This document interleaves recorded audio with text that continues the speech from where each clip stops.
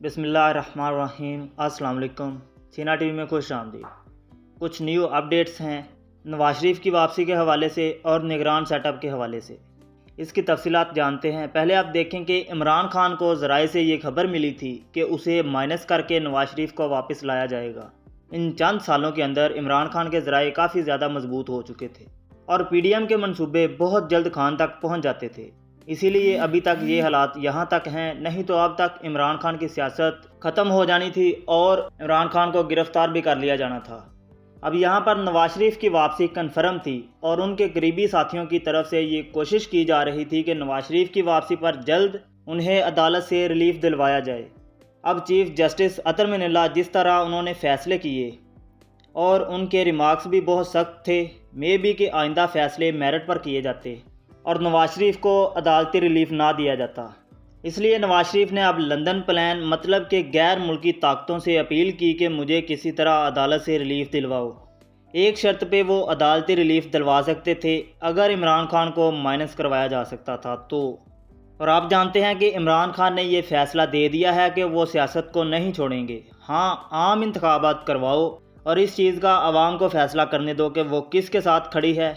اور عمران خان نے کہا کہ اگر تو مجھے وہاں پر شکست ہوتی ہے انتخابات میں تو یہ مجھے منظور ہے۔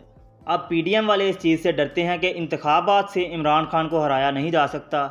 اس چیز کا پراپر انہوں نے سروے کروایا اور جو سروے تھا اس سے عمران خان نے 2/3 اکثریت کے ساتھ واپس آنا تھا، اور اگر عمران خان 2/3 اکثریت کے ساتھ واپس آتا تو ان کی سیاست ختم ہو جانی تھی اور پی ڈی ایم والوں کو جیل میں ڈال دیا جانا تھا۔ اور بعد میں انہوں نے منصوبہ بنایا کہ انتخابات کی بجائے دوسرا راستہ اختیار کیا جائے۔ عمران خان پر لگاتار کیسز کرتے رہے اور اب تک کی خبر ہے کہ تقریباً عمران خان کے اوپر 21 مقدمات کیے جا چکے ہیں۔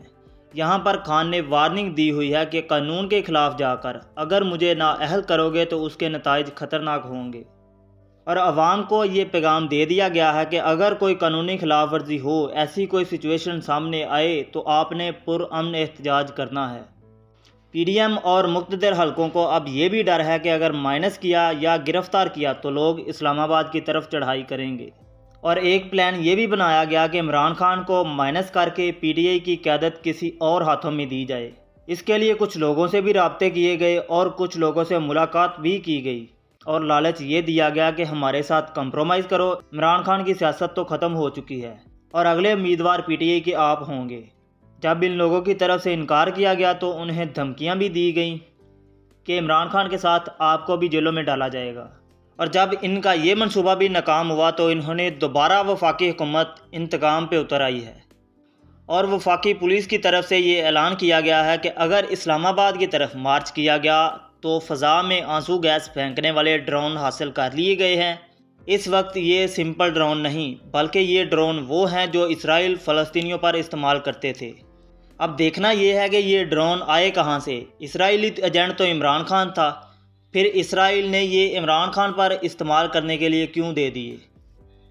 اور دوسری طرف عمران خان کا کیس تھا توہین عدالت۔ توہین عدالت کے حوالے سے ایک جج کا بیانیہ آیا ہے کہ عمران خان پر توہین عدالت نہیں لگائی جا سکتی کیونکہ انہوں نے اس فیصلے کے حوالے سے تھوڑی سی تنقید کی تھی اور وہ فیصلہ واقعی تھوڑا نامناسب تھا، مطلب کہ خان سے یہ مقدمہ ختم کیا جا سکتا ہے۔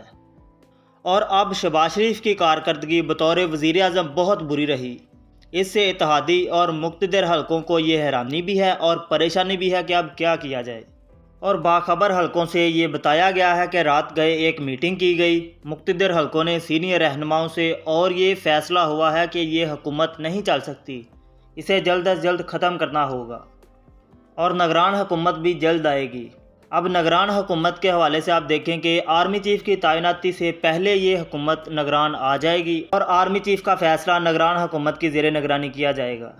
اور نگران حکومت کے حوالے سے اس خبر کی تصدیق کچھ نون لیگ رہنماؤں نے بھی کی ہے اور یہ بھی کہا ہے کہ یہ حکومت جلد ختم کی جائے گی اور جلد نگران سیٹ اپ لگایا جائے گا، اور یہ بھی ہو سکتا ہے کہ یہ نگران حکومت اسی مہینے میں آ جائے۔ ویڈیو کو لائک کریں، چینل کو سبسکرائب کریں، شکریہ۔